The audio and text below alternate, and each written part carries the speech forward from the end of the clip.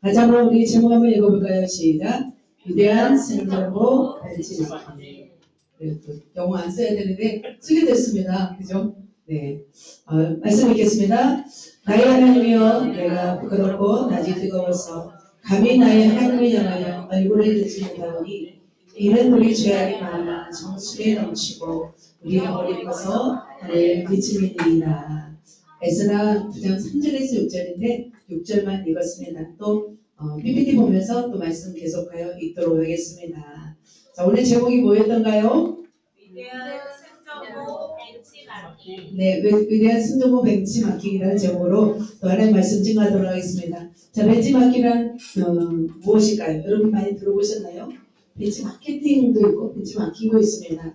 바로 벤치마킹이라는 뜻은 여러 가지가 있겠지만 어떤 측정이 되는 기준과 대상을 설정하고 그 대상과 비교 분석을 통해서 장점을 배우는 그런 경영 원리입니다. 경영의 어떤 기법입니다. 이렇게 설명하고 있죠. 그래서 오늘은 기적의 승전보를 이뤘던 그 이스라엘 백성의 그 모습을 우리가 벤치마킹을 해서 우리도 승리했으면 좋겠습니다. 그런 뜻으로 제가 이 말씀의 어떤 설교 제목을 잡아보았습니다.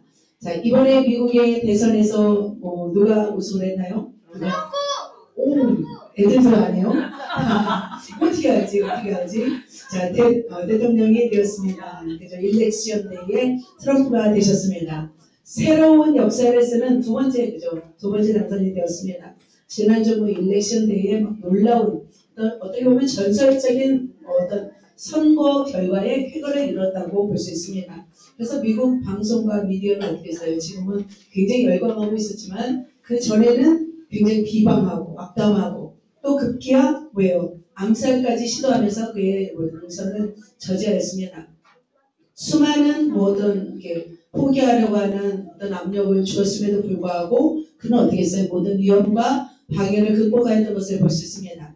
어쩌면 미국의 전 국민은 그 모습을 다 보고 있었던 것 같습니다. 그의 일거주일투족이 어떻게 하나 또 그리고 흔들림 없이 자기의 길을 가는지 끝까지 힘을 다하는지 그것을 보았습니다. 하지만 그가 끝까지 힘을 다하고 달려가는 모습에 미국은 감동을 받았습니다. 그래서 흔들리지 않고 전진하는 트럼프에게 민심은 흔들렸고 열광을 하였습니다. 그래서 승리의 한 표를 던졌습니다. 승리의 한 표들이 모아서 결국은 선거의 승리로 증식했습니다. 자, 끝까지 나라를 위하여 그는 싸우기를 다짐하였고 포기하지 않았기 때문에 그는 대선에서 승리하였습니다. 한마디로 말하면 저는 기적의 승전보가 아닐까라는 생각이 들었습니다. 그래서 미국은 지금 굉장히 열광이 부각되었습니다. 헨리 블랙커비의 책을 보면은 수많은 리더들이 나옵니다. 리더는 어떤 사람이어야 되냐면 결국은 크고 작은 공동체를 이끄는 자가 바로 리더입니다. 그렇다면 리더는 어떤 삶을 살아야 될까요? 리더는 멈추지 않아야 됩니다. 전진해야 됩니다. 솔선수범해야 됩니다. 결국 리더는 공동체를 어떻게 이끌어야 될까요? 승리로 이끌어야 되며 결국 리더는 공동체를 이끄는 힘이라는 결론을 얻게 되었습니다. 자, 하나님은 그렇다면 여러분을 무엇으로 부르셨을까요? 하나님은 여러분을 세상을 주께로 인도할 영적인 리더로 여러분을 세우시고 부르셨습니다. 그렇다면 하나님이 부르시는 저와 여러분 승리하는 영적인 리더는 어떤 사람이 우리는 되어야 될까요? 결국은 우리가 리더가 되었다면 결국 공동체, 우리에게 맡겨진 공동체를 이끌어야 될 줄 믿습니다. 공동체를 이끌고 또 무엇을 이끌어야 될까요? 성품으로 이끌고 신념만 있으면 안 되죠. 리더십만 있으면 안 되죠. 성품이 되어야 됩니다. 거기에도 뭐예요? 기능적인 실력, 기능적인 능력을 발휘하여서 또 공동체를 이끌어야 됩니다. 그래서 리더는 반드시 하나님의 목표를 향해서 하나님의 사람들에게 또한 하나님을 믿지 않은 사람들에게 영향을 미치는 자라고 저는 생각이 듭니다.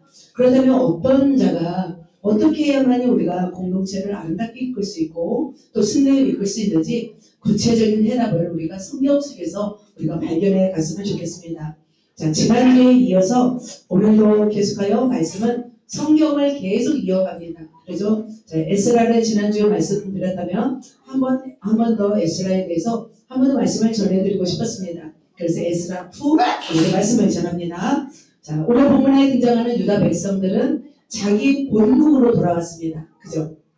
지난주에 1차, 2차로 해서 자기 본국으로 돌아왔습니다. 몇 킬로에서 1450킬로라고 했습니다. 4개월에 걸쳐서 본국으로 돌아왔지만 그 본국에는 누가 살고 있었을까요? 이방인들이 살고 있었습니다. 그런데 그 이방인들은 좋은 사람들이었을까요? 좋지 않았습니다.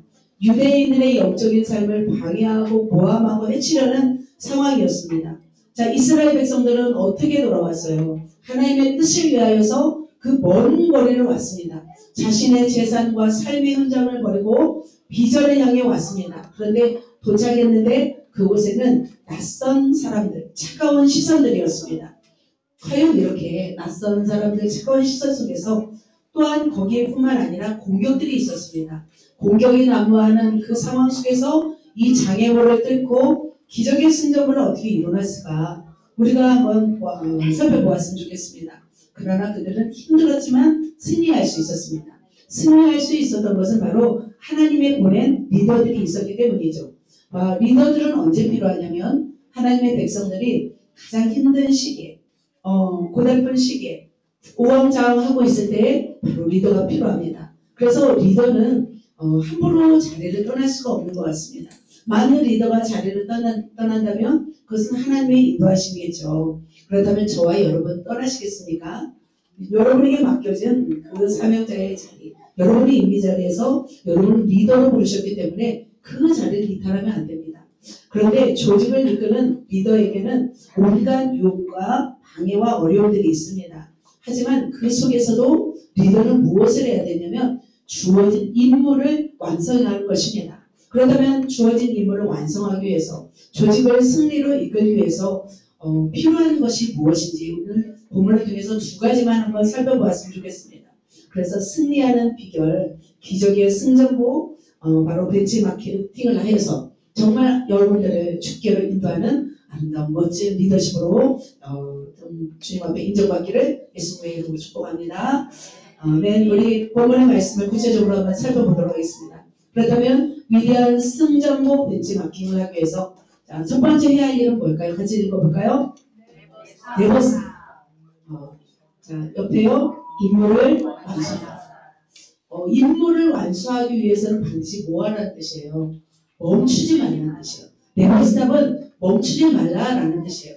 멈추지 말고 뭘 해라? 임무를 완수해라. 하나님이 여러분에게 임무를 주십니다. 그 임무가 주어질 때 방해가 있어도 그 임무를 반드시 해내야 된다는 것입니다.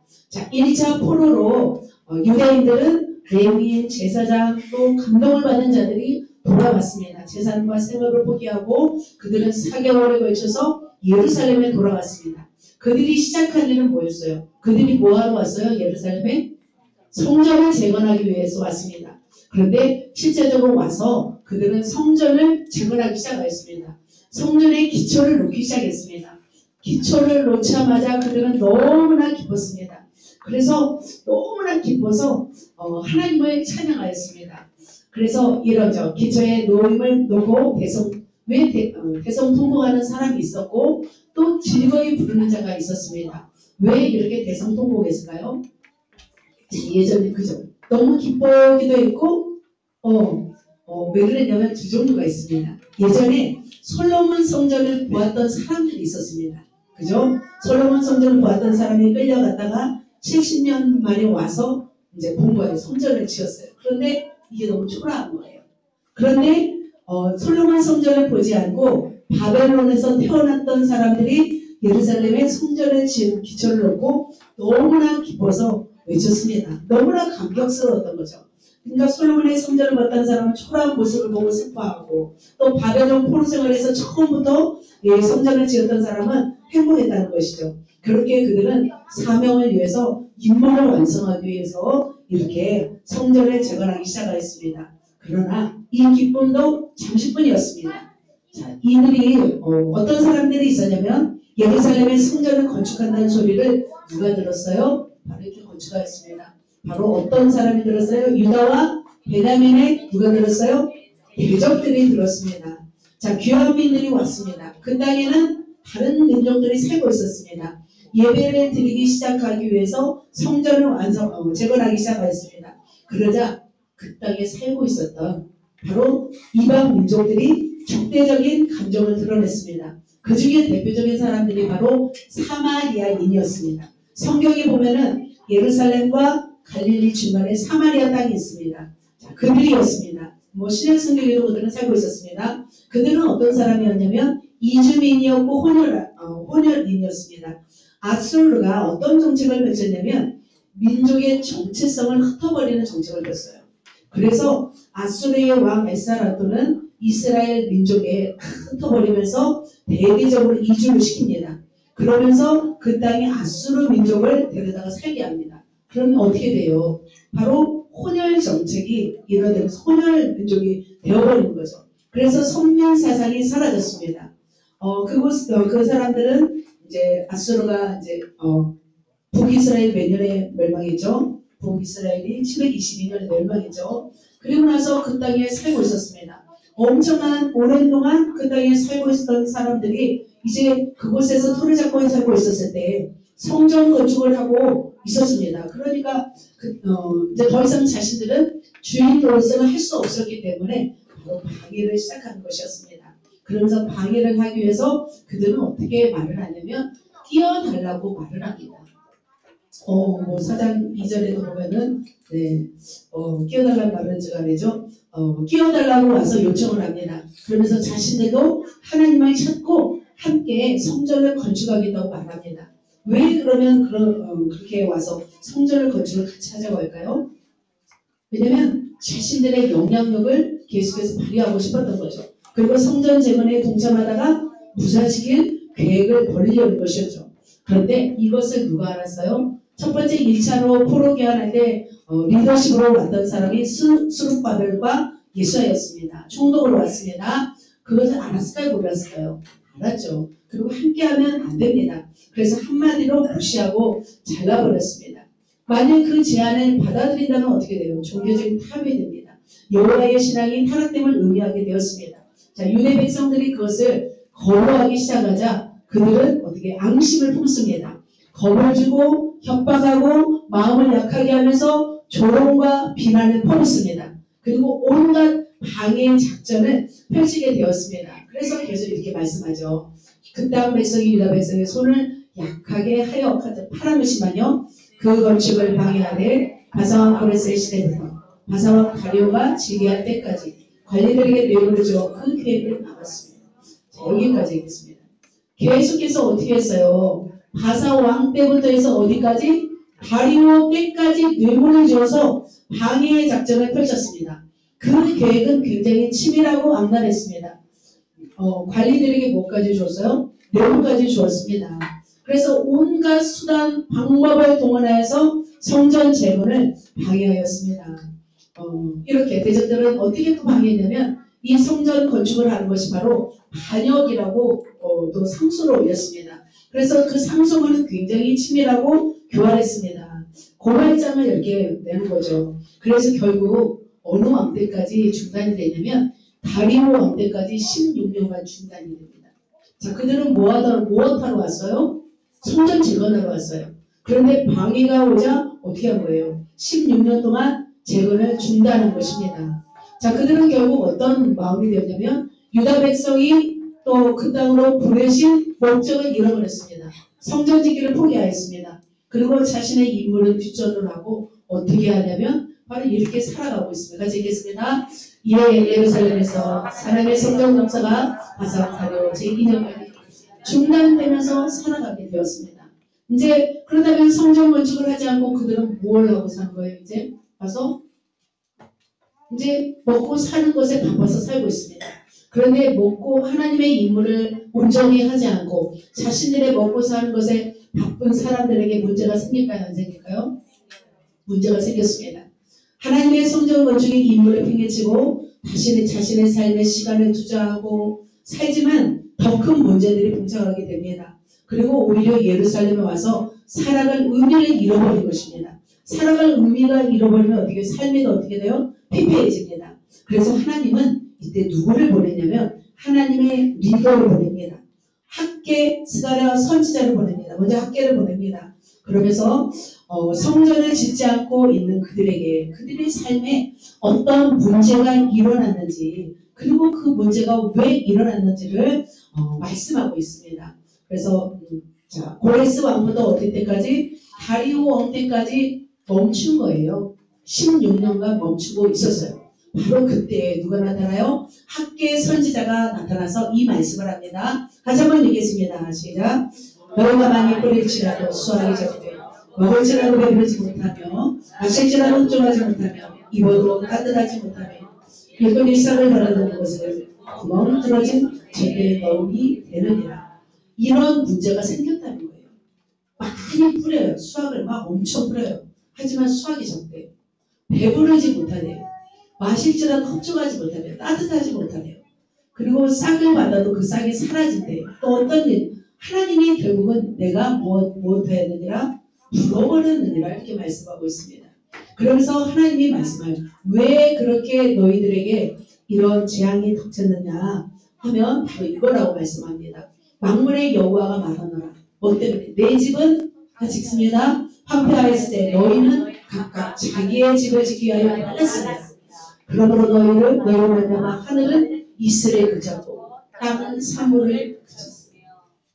하나님의 임무를 하지 않고 자신들의 먹고 사는 일에 바빴을 때 바로 하나님은 이렇게 이런 재앙을 허락하셨다는 거죠. 그러면서 내 집은 황폐하였는데 너희는 왜 자기 집을 지키기 위해서 이렇게 빨랐느냐. 그러면서 결국은 이 땅의 산과 곡물과 새 포도주와 기름과 모든 일에 한절을 들게 하였느니라 이렇게 말씀하고 있습니다.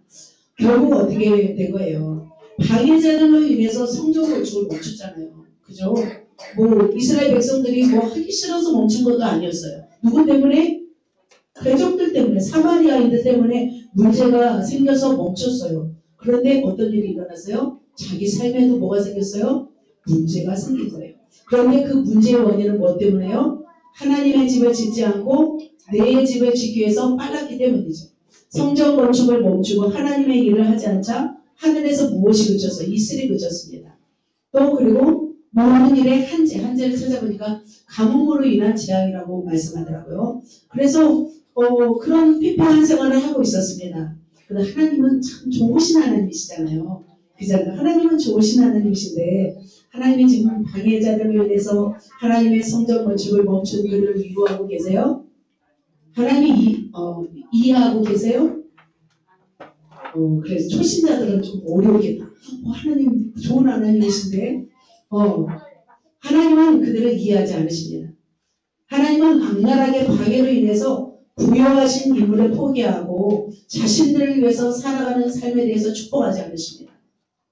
하나님이 고국으로 돌아와서 사명을 이룬 채 자기 생업에 그저 의미 없이 살아가는 그들을 대해서 하나님이 축복할 이유가 뭐가 있을까요? 하나님은 창조주예요. 하나님은 주인이세요. 하나님은 만왕의 왕이세요. 하나님이 원하시는 일을 하지 않고 멈춰있는데 하나님의 축복할 이유가 있을까요? 없는 거예요. 하나님이 이 땅에서 제목을 잘 살도록 도와주실 이유가 없는 거죠. 하나님은 우리에게 뭘 주셨어요? 이미 영원한 생명을 주셨습니다. 자신을 십자가에 내어드리면서 우리를 살리기 위해서 대신해서 죽었습니다. 우리는 그냥 하나님 앞에 황송할 뿐인 거죠. 우리는 오히려 우리를 대신해서 생명을 주신 주께 헌신할 책임이 있는 거죠. 그래서 학계는 분명한 이것을 예루살렘 백성들에게 말씀하고 있습니다. 그러면서 다시 온전한 말씀을 합니다. 이 점을 분명히 하면서 너희는 산에 가서 나무를 어떻게 가져다가 성전을 건축하라 말씀하고 있습니다. 너희는 산에 올라가서 나무를 가져다가 성전을 건축하라. 그래야 하면 내가 그것으로 말미암아 기뻐하고 영광을 얻으리라. 누구의 말이니라? 여호와의 말이니라. 자, 여호와의 말씀을 학계 선지자를 통해서 증거하였습니다. 그러자 백성들은 어떻게 했을까요? 성전을 짓기 시작했습니다. 그제서야 깨달았습니다. 이렇게 사나 저렇게 사나 힘들어요, 안 힘들어요? 하나님 뜻대로 안 살면 힘들어요.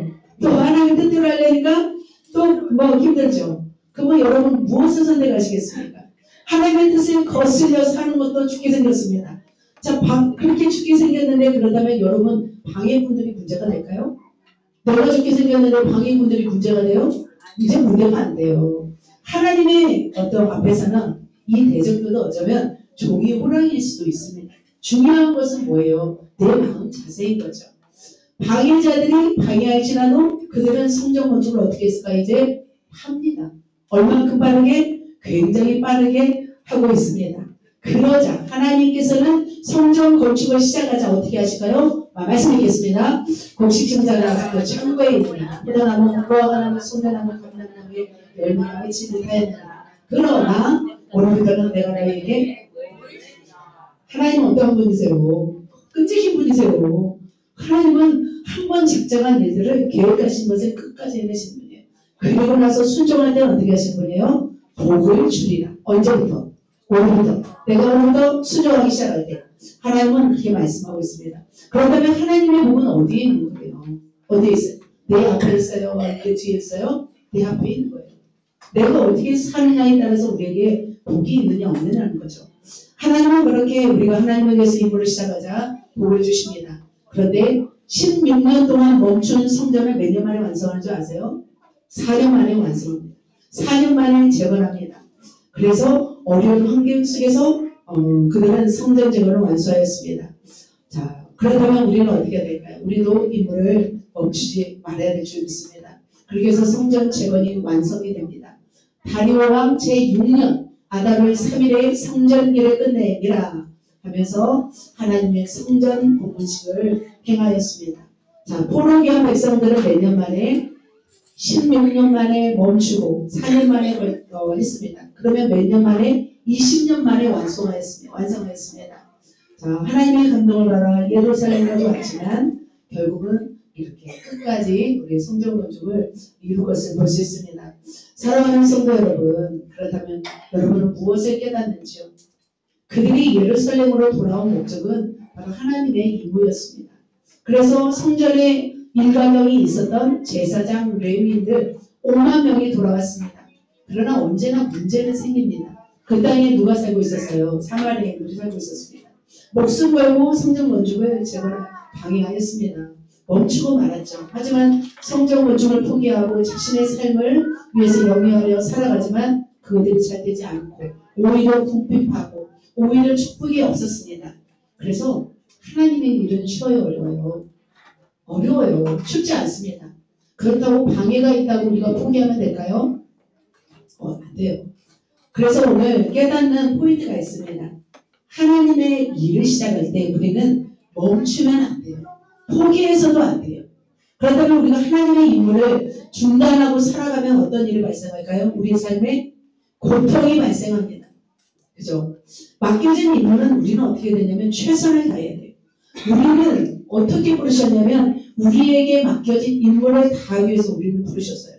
하라는 일은 하지 않고 우리가 먹고 사는 일에 집중한다면 하나님은 기뻐하지 않으십니다. 하나님의 일이 때로는 어렵고 힘이 듭니다. 그러다면 우리가 포기한다면 어떻게 될까요? 궁지에 몰립니다. 하나님의 교회를 위해서 우리가 부르심을 따라 살지 않고 때로는 내 이름에 충실한다면 한번 결과를 한번 생각해 보세요. 더 때로는 꼬일 수가 있는 것입니다.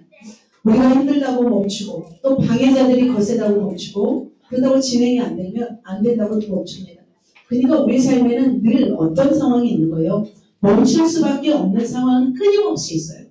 그죠? 여러분의 삶에도 주님의 일을 위해서 신앙으로 달려가고 싶지만 잡는 상황이 있어요, 없어요? 끊임없이 있어요. 세상적으로, 물질적으로, 또 육체적으로.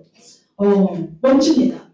하나님의 나라가 전진하지 못하는 이유는 뭐예요? 멈추기 때문이죠. 교회들이 왜 고전을 하고 있어요? 성도들이, 리더들이 멈추기 때문입니다. 방해자들은 끊임없이 우리를 방해합니다. 보이지 않는 세력도 우리를 방해합니다. 보이는 세력도 방해합니다. 그러다면 우리는 어떻게 해야 될까? 방해를 뚫고 전진해야 됩니다. 여러분이 힘들다고 멈추고 생업 때문에 멈추고 뭐 자식 때문에 멈추고 뭐 때문에 멈추면 소는 누가 키워요? 누가 키워요? 양이수 이사님이 키우나요? 아무것도 없다고 키우나요? 최는 나라는 누가 세워요? 일이 없는 사람이 해야 되나요? 아니에요. 다 같이 하는 거예요. 다 같이 우리가 완성해야 될 줄 믿습니다. 방해자들이 있다고 해서 우리는 핑계대면 안 됩니다. 삶이 어렵다고 해서 핑계대면 안 됩니다. 우리 교회도 참 고군분투하며 여기까지 왔습니다. 그죠?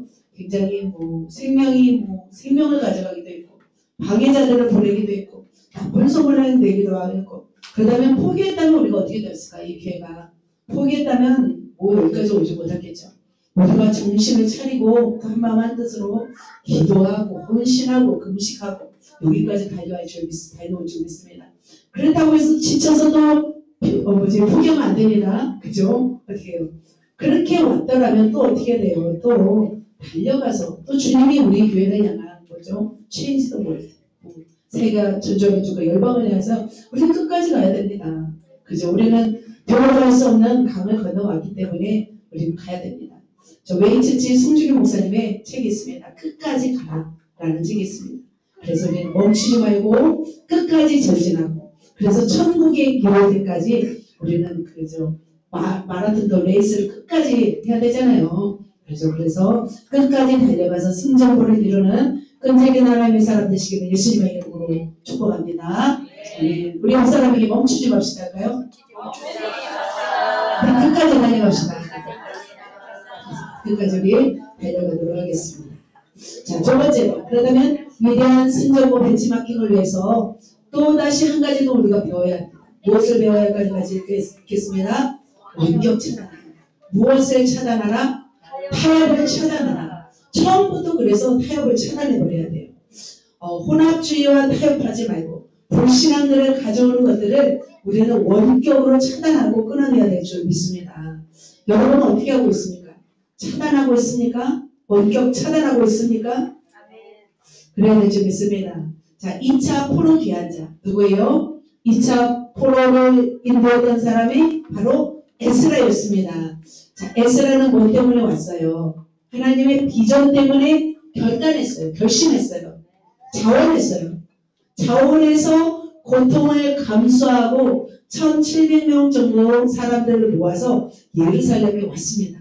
예루살렘에 딱 왔는데 이제 비전을 이루어야 되잖아요. 하나님의 말씀을 가르쳐야 되잖아요. 그런데 비전을 이룰 상황이 아니었습니다. 이제 성전 건축을 하고서도 60년이 지났습니다. 이제 60년이 지났으면 어떻게 했어요? 이제 나름대로 하나님의 축복도 받았죠. 이제 하나님이 한재 되지 않게 하잖아요. 이제 축복을 줍니다. 그렇다면 이스라엘 백성들은 그 땅에서 지금 어떻게 살고 있는 거예요? 잘 먹고 잘 살고 있었습니다. 평온하게 살고 있었습니다. 그런데 평온하게 산다고 다가 또 아닌 거예요. 참담한 일을 하고 있다는 소식을 알게 되었습니다. 자, 유다 총독 스룹바벨을 통해서 1차 포로 귀환한 5만 명의 사람들이 어떻게 살고 있었냐면 거룩을 잃어버리고 살았습니다. 주변의 가나안 민족들의 우상을 섬기면서 죄를 짓고 있다는 소식을 알게 되었습니다. 그들은 그 주위에 살고 있는 이방인들과 결혼했고 뿐만 아니라 그들이 갖고 있는 종교적 간습까지 하면서 혼합되었다는 소식을 듣게 되었습니다. 자, 1차 포로기한 때 어떤 사람들이 주로 왔어요? 제사장, 레위인, 또 하나님의 노받은 사람, 감동을 받은 사람들이었습니다.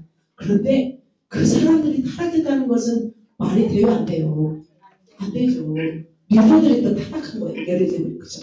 저 리더들이 다 타락한 거예요. 권사님들이 또 타락했다는 거죠.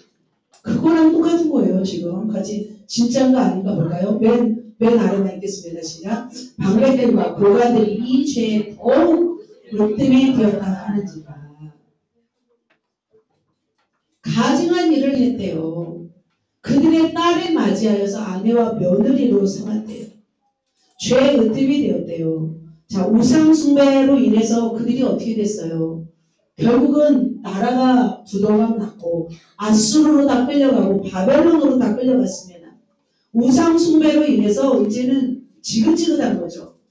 그 고생을 하면서 70년의 포로 생활을 했잖아요. 사람들이 어마어마한 사람들이 죽었잖아요. 그런데 다시 뭐하고 있어요? 이스라엘 백성들이 또 우상을 숭배하고 있는 것을 볼 수 있습니다. 성전에서 일하는 레위인 제사장, 방백들, 고관들이 더 이 가증스러운 일을 하고 있다는 거죠. 그래서 이 가나안 족속, 브리스, 여부스, 암몬, 모압, 애굽, 아모리 이들이 가증스러운 우상이잖아요. 이것들을 섬기고 있다는 소식에 에스라는 너무나 슬펐습니다. 참담했습니다. 그래서 그의 행동 모습은 어떤 모습이었냐면 옷을 찢었습니다. 머리를 막 뽑고 수염을 뽑았습니다. 기가 막혀서 앉아 있었습니다. 바로 이죠. 같이 읽겠습니다. 내가 이를 들고 속옷과 겉옷을 찢고 머리털과 수염을 뜯으며 기가 막혀 앉으니 그죠? 수염을 기른 이유가 있었죠. 이때 뽑으려고. 그죠? 아닐까요? 수염을 왜 길러요? 멋있으러 와야잖아요. 이때 뽑으려고 길렀죠. 왜냐면 수염이 더 아프거든요. 머리가. 그죠? 수염을 제가 안 길러봐서 그러지만 정말 인간들이 정말 대단한 거죠. 그래서 인간들은 너무하지 않나요? 그죠? 그죠? 그런데 우리도 어떻게 해요? 똑같아요. 우리도 동일해요. 뭐 저는 아니고 여러분 아니라고 생각하세요? 바로 이렇게 이런 모습을 보고서 에스라는 수염을 뜯으면서 기가 막혀 앉아 있었어요. 한마디로 기가 막혔던 거죠.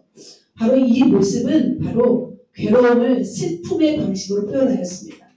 그래서 이방인들과 통혼으로 인해서 여호와의 어떤 신앙의 순수성을 지금 상실하였어요. 그렇다면 순수성을 상실하게 되면 또다시 뭘 받아요? 하나님의 징계를 받을 수밖에 없다는 사실을 알게 되었어요. 자, 에스라는 뭐하러 왔어요? 말씀을 전수하러 왔습니다. 말씀을 가르치러 왔습니다. 지금 가르칠 상황이에요. 상황이 지금 개판이죠. 그래서 망연자실하였습니다. 백성들이 어떤 타협과 혼합주로 인해서 무너져 있어서 바로 에스라는 계속해서 울었습니다. 울다 지치고 저녁까지 정신을 놓고 멍하니 앉아 있었습니다. 기가 막힌 일이었습니다.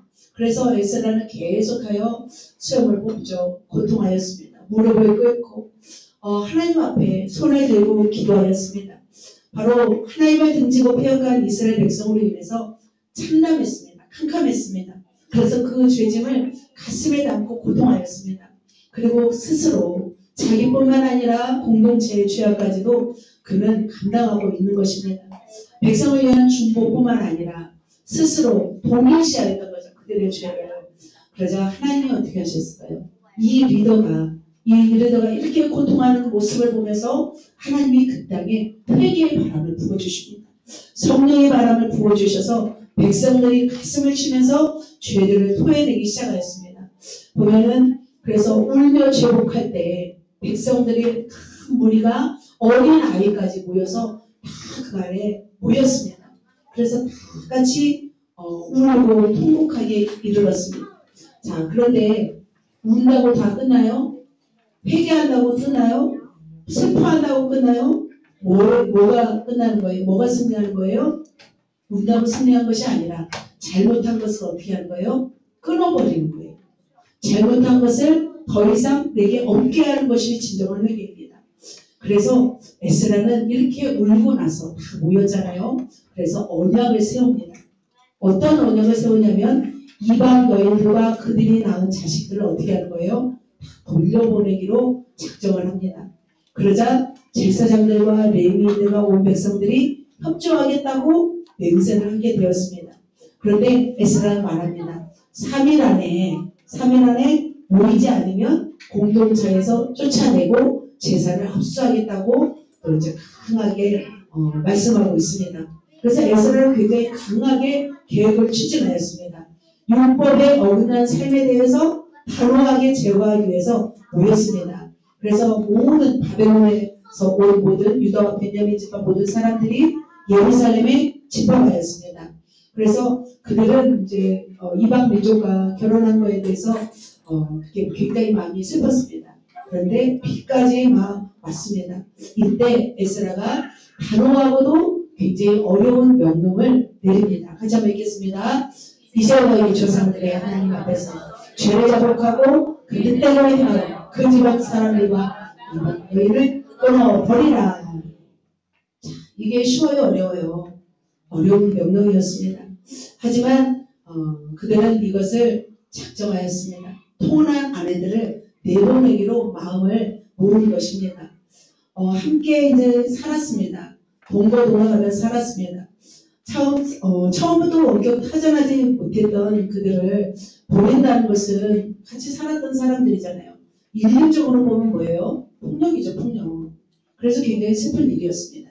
하지만 조건이 있었습니다. 그나마 어떤 조건이었냐면 제안한 것이라면 아내와 자녀들이 여호와의 신앙을 받아들이면 보내지 않고 만일 받아들이지 못하면 내보내는 걸로 결론을 내게 되었습니다. 그래서 결국 어떻게 해요? 많은 사람들 이제 모든 이제 에스라 10장에 보면은 많은 사람들 바로 이방인을 아내로 모아들여서 가증한 일을 했던 사람들의 이름이 쭉 기록된 것을 볼 수 있습니다. 결국 이제 결혼 상대자들을 대대적으로 분리시키는 일이 굉장히 상처와 아픔을 주는 일이었지만 굉장히 심각한 일이었지만 그들은 하나님 앞에 뭐하는 일이었어요? 몸부림치는 일이었습니다. 그래서 3개월 동안 일을 다 조사합니다.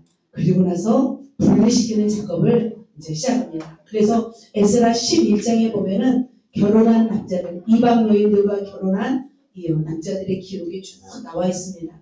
그렇다면 어떻게 돼요? 왜 이러한 에스라는 극약 처방을 했을까요? 바로 끊어버리기 위한, 더 이상 부패되지 않기 위함이었습니다. 자, 여러분의 몸에 악성 종양이 자라고 있으면 어떻게 될까요? 그것을 잘라버려야 되는 거죠. 그죠? 어떤 세균이 여러분의 어떤 음식이나 어떤 곳에 있다면 그것을 어떻게 될까요? 제거해야 되는 거죠. 부패가 되면 전체가 어떻게 되기 때문에 오염되기 때문이죠. 그래서 그리고 또 70년 만에 왔지만 여호와의 신앙으로 살겠다고 왔지만 통혼함으로 또한 타협함으로 인해서 결국 그렇게 살아간다면 심각한 파국이 될 것을 알기 때문이죠. 그렇다면 사랑하는 성도 여러분, 우리가 이것을 깨달아야 할 점이 있습니다. 자, 원격 차단하지 못하고 타협한 민족 공동체, 유대 민족 공동체가 만약 이 일을 행하지 않았다면 어떻게 됐을까요? 어떻게 되었을까요? 다시 또 멸망하게 되죠. 사사시대 때도 멸망이죠. 솔로몬으로 인해서 두 번이 났습니다. 722년에 북이스라엘이 흩어졌습니다. 586년에 남유다가 흩어졌습니다. 그리고 예루살렘 이스라엘이 AD 70년에 전 세계로 다 흩어져버렸어요. 2000년 동안 나라를 찾지 못하고 살았죠. 또 멸망으로 치닫는 일이 생길 수밖에 없는 것을 에스라는 알았습니다. 그래서 이 죄악된 상황을 괴로워하면서 하나님 앞에 나았던 것을 볼 수 있습니다. 그래서 몸소 괴로워하면서 자신의 죄를 회개하면서 무리를 회개로 이끄는 것들을 볼 수 있습니다. 그래서 율법을 알고 있었던 에스라는 율법을 어긴 백성들에 대해서 하나님의 징계를 알기 때문에 고통하였고 이것을 잘라버리기로 작정하였던 것을 볼 수 있습니다. 이렇게 잘못 자란 싹을 자르려면 고통을 감수해야 됩니다. 그렇다면 이 고통을 감수하지 않기 위해서 어떻게 했을까요? 처음부터 이 차단을 했어야 됐죠. 그렇다면 그들은 왜 차단하지 못했을까요? 이스라엘 백성들이 왔는데 왜 차단하지 못했을까요? 처음에는 오히려 이방 민족의 도움을 받았죠. 그죠? 왔는데 농사할 것도 없고 일할 것도 없습니다. 그리고 어쩌면 제가 생각할 때는 여자들이 부족했을 것 같아요. 제사장 레위인들이 족장들이 다 어떤 사람들이에요? 다 남자들이잖아요. 대부분 어떤 미스 처녀들이 오려고 했었을까요? 안 했을 것 같아요. 제가 볼 때는. 그래서 어쩔 수 없이 이방 아내들을 맞이한 것을 볼 수가 있습니다. 그런데 아무리 여자가 없다 할지라도 결혼을 하면 돼요, 안 돼요? 결혼을 하면 안 되는 거죠. 그들의 연합은 결국 어떻게 되냐면 신앙과도 연합을 갖게 된 거죠. 그들의 어떤 우상과도. 그래서 하나 둘씩 문을 열어주었기 때문에 그 땅에 살고 있는 사람들과 섞여 살게 되었습니다. 우리가 이 땅을 살아가는 동안에도 죄악과 세속을 차단하지 못하는 이유는 뭘까요? 슬며시 여러분에게도 찾아오기 때문이죠. 그죠? 여러분의 삶에도 미묘하게 이것들이 달콤하게 우리 속에 들어오기 때문이죠. 그런데 우리가 그것을 단번에 제거할 수 없다는 거예요. 그게 참 힘들다는 거죠. 그렇다면 제거하지 못해서 자라나면 뭐가 돼요? 큰 나무가 되죠. 큰 나무가 되어서 여러분 아카시아 나무 알죠? 아카시아 나무의 근처에는 나무들이 살아요? 못 살아요? 못 산대요. 뿌리가 닿아서 그 나무들을 다 잡아버리고 넘어뜨리게 된다는 거죠. 그래서 우리가 원격 차단하지 못하고 스며들게 했던 것은 또 우리에게 큰 나무가 되어서 올무가 되어서 우리를 저런 잡히게 한다는 거죠. 그래서 사사기 시대 때 누가 그랬어요? 여부스 족속이 와서 그죠. 먼 지역에서 와서 막 곰팡이 난 음식을 보여주자는 빵을 온다고 그러죠. 헤어졌다고. 그들을 쫓아낼 수 없었던 거죠. 마음이 약했기 때문에 돕는 척하다. 그죠. 그들을 또 수용했지만 결국 그들은 어떤 존재가 되었냐면 등에 칼을 꼽는 그런 존재가 되었습니다. 자, 솔로몬도 마찬가지죠. 이방 나라와 동맹을 맺었습니다. 그죠. 전략 결혼을 했습니다. 그래서 700명의 그죠 아내를 맞이하고 첩을 맞이했죠. 그래서 1000명의 아내를 맞이했습니다. 결국 어떻게 되었어요? 말년에 우상 숭배에 빠졌고 나라가 두동강날 아픔을 겪었습니다. 사랑하는 성도 여러분, 그렇다면 여러분 안에 어떤 불신앙의 요소와 여러분 타협하고 있는지요? 때로는 그것이 싹이 자라서 나무가 되어버리지는 않았는지요? 때로는 여러분이 정리할 것은 없는지요? 여러분 어떤 생각을 하면 이것 중에 괜찮을 거야, 이것은 괜찮을 거야 하는 것들이 있을 수도 있습니다. 그러나 그것이 때로는 내 가정과 내 직장과 내 교회에 엄청난 또 위기로 갈 수 있는 것들이 있습니다. 예를 들면 그죠? 신약 성경에 보면 아나니아 삽비라가 등장합니다. 그래서 바나바가 땅을 팔아서 그 예루살렘 있었던 모든 하나님을 믿는 사람들에게 헌물하였습니다. 그러자 많은 사람들이 살게 되었죠. 이것을 보고서 감동한 사람이 있었죠. 아나니아와 삽비라가 있었습니다. 그들은 땅값 얼마를 감춰두고 나머지를 드렸습니다. 굉장히 잘한 거에 못한 거예요. 여러분 그런 사람 없잖아요. 그죠? 땅값 얼마 감추고 드린 사람 아무도 없잖아요. 그죠? 굉장히 잘한 사람입니다. 그런데 그가 어떻게 했어요? 거짓말로 다 드렸습니다. 거짓말로 말을 했어요. 그러자 그 자리에서 어떻게 해요? 둘 다 죽음의 길까지 간 거죠. 그죠? 하나님 앞에서는 이 작은 것조차도 시작하는 공동체에 있어서 작은 것조차도 하나님이 허락하지 않는다는 거죠. 그래서 70년 포로 생활을 하면서 유다 회당을 만들었잖아요. 진정으로 여호와를 찾고 진짜 믿음으로 살기를 작정하고 왔지만 결국 그들은 축복받아 왔지만 어떻게 됐어요? 축복도 얼마 가지 않아서 어떻게 됐어요? 타협하고 말았습니다. 그렇다면 인간이 얼마나 연약하다는 증거예요. 그래서 여러분도 마찬가지예요. 제사장 레위인들도 그 포로 생활하면서 그 고통을 당하면서 진짜 하나님밖에 없다고 생각하는 그들도 돌아와서는 결국 타협했다면 여러분의 삶 속에서도 그 타협하고 배신할 일이 얼마든지 있을까요? 못하는 거예요. 그래서 모든 인간은 상황과 조건만 주어지면 언제든지 하나님을 버리고 하나님의 뜻을 저버리는 파렴치한 모습이 우리 속 안에 있다는 것입니다. 그렇다면 우리는 어떻게 해야 될까요? 우리는 승리의 비결을 위한 벤치마킹을 해야 됩니다. 그렇다면 처음부터 이 불신적인 이런 모습들을 어떻게 해야 될까요? 우리는 차단해야 될 줄 믿습니다. 결국 작은 물줄기가 뚫려서 큰 댐을 무너뜨리게 됩니다. 티끌모아 반대로 태산이 이르기도 합니다. 바늘도둑이 뭐가 된대요? 소도둑이 된다고 말이 있습니다. 그래서 하나님은 우리 공동체가 순수한 신앙으로 발돋움하기 위하여 때로는 이쯤이야 라고 생각하는 모든 것들이 있다면 그것이 하나님에 대해서 어긋나는 것이 있다면 그것을 우리는 키우지 말고 처음부터 원격 차단하여서 아름다운 신앙 공동체로 우리가 자라나기를 예수님의 이름으로 축복합니다. 어느 순간 그렇지 않으면 하만처럼 커져서 나중에 우리를 찌르고 우리를 죽이려는 그런 세력이 될 수도 있습니다. 타협하지 않고 거절한 나중에 끊어내지 않게 하여서 우리는 그렇다면 어떻게 될까요? 원격 차단하면서 우리의 아름다운 신앙, 정말 믿음의 신앙으로 우리가 곧게 자라. 정말 그전에 내가 신앙이 굳게 서 있을 때 다른 사람을 인도할 수 있습니다. 내가 신앙이 별로 서 있지 않을 때는 인도할 수 없어요. 글을 세울 수 없어요. 오히려 비유마치게 돼요. 그래서 저는 먼저 여러분이 신앙으로 믿음으로 또 국가에게 서기를 저는 원합니다. 리더들이 반드시 굳게 서 있어야 어떻게 세러들을 빠르게 인도할 수 있는 거예요. 그래서 내가 리더라는 사실을 여러분을 명심하시고 두 번째 정말 우리 시아님께서 원격 차단하여 정말 믿음의 순수한 신앙 공동체를 이루어가시길 예수님의 이름으로 축복합니다. 말씀을 정리합니다. 위대한 승전문 벤치마킹 첫 번째 뭘까요? 배웠다. 이분을 멈추지 말고 감수하십시오. 두 번째 원격 차단. 자그만 타협일지라도 그것을 차단하시기를, 처음부터 차단하시기를 예수님의 이름으로 축복합니다. 처음부터 차단하지 않으면 그것이 어떻게 돼요?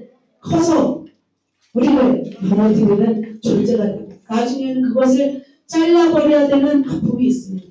그 아픔을 당하지 않을까요? 여러분의 신앙이 타협하지 말고 믿음으로 순전으로 올리는 그런 하나님의 사람 되시기를 예수님의 이름으로 축복합니다. 아멘. 우리 옆 사람에게 우리 승리합시다 할까요? 승리합시다.